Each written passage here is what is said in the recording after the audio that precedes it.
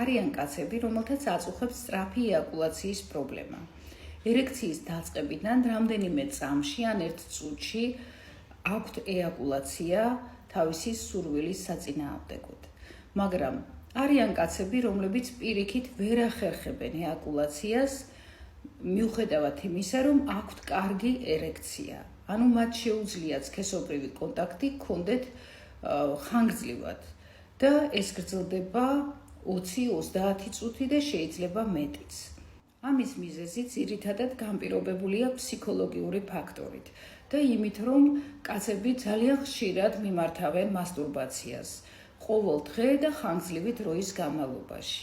ისინი დაჩვეული არიან მასტურბაციით სიამოვნების მიღებას და კლასიკური სექსის დროს აქვთ განსხვავებული შეგრძნებები. სასქესო ასოს აქვს განსხვავებული შეგრძნებები და ის არ არის დაჩვეული ჩვეულებრივი კლასიკური სექსის დროს სიამოვნების მიღებას და აქედან გამომდინარე ვერ ხდება ეიაკულაცია.